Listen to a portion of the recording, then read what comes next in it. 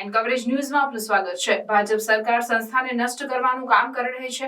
75 વર્ષમાં ભાજપ સરકારે રાજનીતિ મેળવવા માટે ઘણું બધું કર્યું છે। શામ દામ દંડ ભેદ નીતિ અપનાવી રહી છે।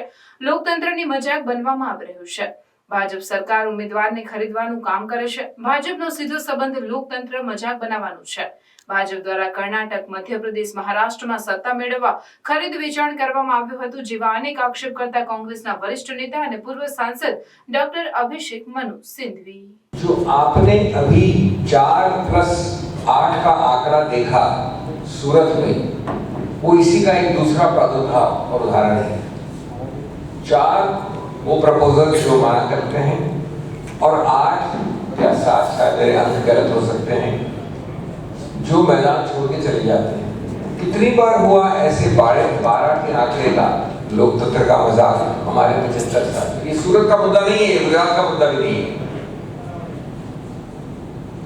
ये मुद्दा है कुछ स्थापित सिद्धांतों का। और मैं आपको आश्वासन देना चाहता हूं कि जो प्यार मोहब्बत उजागर होती है अंतिम क्षण में, इन 4 में या इन 8 में, ये प्यार मोहब्बत है या एक विशेष लुब्रिकेंट का दुष्प्रभाव है। उस लुब्रिकेंट को हम सब जानते हैं, वो ग्रीस से भी ज्यादा लुब्रिकेट करता है। कई लोग उसको विटामिन एम कहते हैं। और विटामिन एम के उदय में कोई साधन ज्यादा प्रचुर मात्रा में इस सत्तारूढ़ पार्टी और सत्तारूढ़ सरकार के पास, किसी और के पास नहीं। उसका इस नंगे तरीके से दुरुपयोग आप देख रहे हैं। ये सब उदाहरण है। राजस्थान का उदाहरण है, हमारे मेरे खुद के प्रदेश का। वहां पर कैंडिडेट्स विड्रॉल, जबकि हम हमारे साझेदारी वाली पार्टी को कांग्रेस समर्थन दे चुकी औपचारिक रूप से, तो जो कांग्रेस का शुरुआत का कैंडिडेट था वो विड्रॉल के वक्त गायब हो जाता है। ये सब चीजें अगर आप समझते हैं कि कोइंसिडेंस है, तो कोइंसिडेंस का आपको एक नई परिभाषा करनी पड़ेगी। हिमाचल का मैं नहीं देना चाहता, क्योंकि आप कहेंगे मैं खुद ही पीड़ित हूं।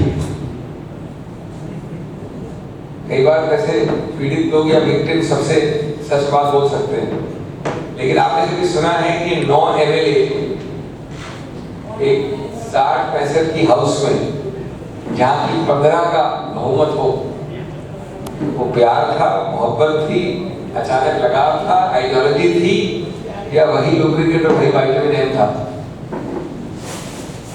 हम लोग सब घास नहीं खाते ना, आप खाते ना हम खाते हैं। हम सब उस प्रश्न का उत्तर जानते हैं। तो मैंने ये आपको उदाहरण दिए मेरी मूल बात के लिए। मूल बात जो है वो न सूरत से संबंध रखती है, न हिमाचल से, न राजस्थान से। वो रखती है संदर्भ हमारे सिद्धांतों, संस्थाओं, लोकतंत्र की मजाक उड़ाने से। और इसके सीधे जिम्मेवार हैं हमारे सत्तारूढ़ प्रतिद्वंदी। दूसरा बिंदु, ये एक बार इस चुनाव में हुआ हो या सिर्फ संसदीय चुनाव में हुआ हो, ये बात नहीं। आज 10 वर्ष का केंद्र में कार्यकाल है सरकार, गुजरात उससे कहीं ज्यादा है।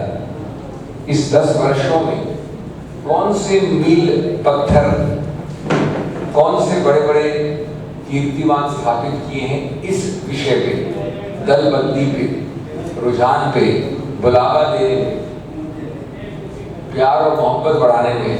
उनके मील पत्थरों के नाम है कर्नाटक, जिसके लिए हमको खड़ा होना पड़ा था मिडनाइट में उच्चतम न्यायालय में। महाराष्ट्र दूसरी बार कर्नाटक, मध्य प्रदेश, गोवा, मणिपुर। मेरी सूची चलते सस्ती राजनीति की है। अंग्रेजी में कहते हैं to get the result by hook और बाय क्रुक। मैं कहता हूं more by crook less by hook. ये वो वाली सोच है।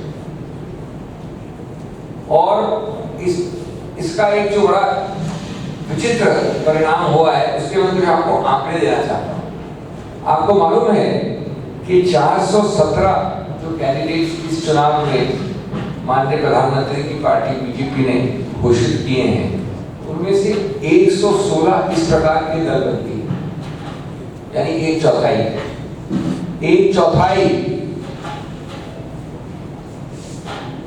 और उसमें हर पार्टी शामिल है।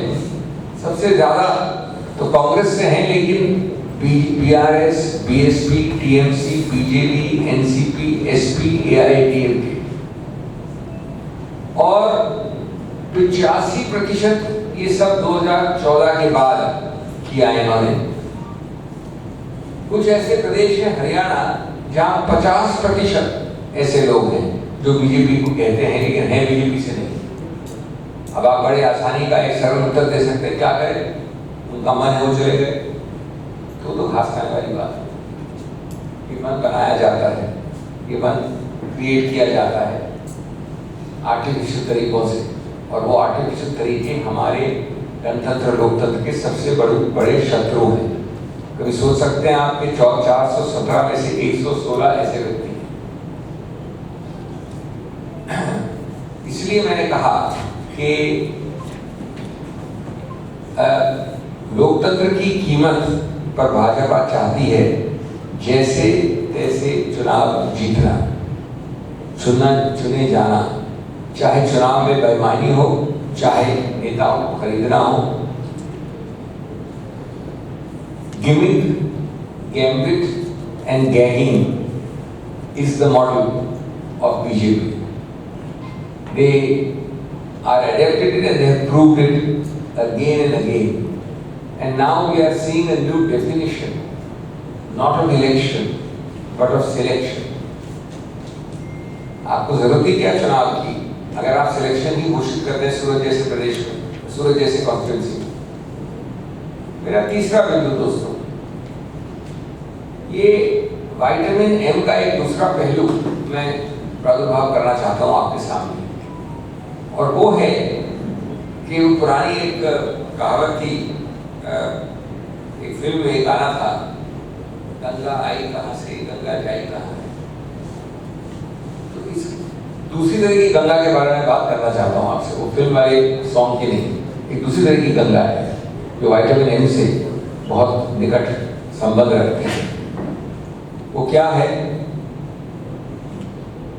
कि इस सब जो मेरे पहले दो बिंदु थे, जो संविधान, लोकतंत्र, गणतंत्र के खून के लिए है, खत्म करने के लिए है, इलेक्शन को सिलेक्शन बनाने के लिए है, उसके लिए जो गंगा आती है उसका निकाला गया है ये इलेक्टोरल बॉन्ड नामक एक हल।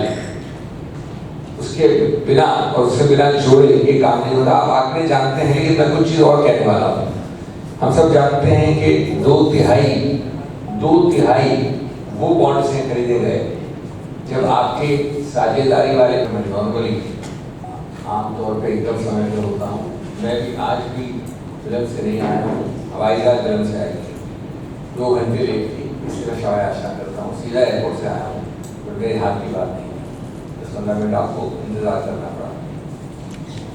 इस फिल्म का एक कोलैटरल डैमेज ये हुआ कि मेरे तो कई गुजराती संबंध हैं, गुजरात के संबंध मेरे आप लोग जितना जानते हैं उससे भी ज़्यादा है, बहन की तरफ से हैं, पुत्र बहन की तरफ से, उन सबको मैं पूरी तरह से निराशाजनक करके जाने वाला हूँ वापस। दोस्तों, मंच पे विराजमान सभी मेरे साथी, वरिष्ठ नेता और जर्नलिस्ट जो भी यहाँ उपस्थित हैं, मैं आपसे कोई 6-7 बिंदुओं में बात करने वाला हूँ। गुजरात के बिंदुओं पर मेरे से ज़्यादा जानकार लोग बैठे हैं, वो शायद प्रश्न उत्तर ज़्यादा दे सकते हैं, जहाँ तक मेरा बनेगा मैं भी देने का प्रयत्न करूँगा। लेकिन ये 6-7 मुद्दे मैंने इसलिए चुने क्योंकि ये चिंताजनक हैं, ये राष्ट्रीय हैं, और ये हमारे भारतीय लोकतंत्र, भारतीय ढांचे, भारतीय संविधान, भारतीय अस्मिता पे एक बहुत बड़ा प्रश्न चिन्ह उठाते हैं। तो इनमें से जो मेरा पहला मुद्दा है, पहला पहलू, वो है कि किस प्रकार से संस्थाओं का, मूल्यों का, किस प्रकार से संस्थाओं का, मूल्यों का को नष्ट करने की प्रक्रिया हम देख रहे हैं कई वर्षों से। और मैं ये कहने में नहीं सकता कि 75 साल में जो साम दाम दंड भेद के नए आयाम इस सरकार ने सिर्फ राजनीतिक रूप से जीतने के लिए अपनाए हैं, वो हमने भारत के इतिहास में पहले नहीं देखे। ये मेरा पहला बिंदु है। मेरा दुर्भाग्य कह लीजिए, मेरा सौभाग्य कह लीजिए, मैं बहुत सारे ऐसे मुद्दों से जुड़ा हूँ निजी रूप से। छोटा मुद्दा मानिए उसको आप, मेयर का इलेक्शन चंडीगढ़ में, वहां पर उच्चतम न्यायालय ने इस शब्दावली का प्रयोग किया,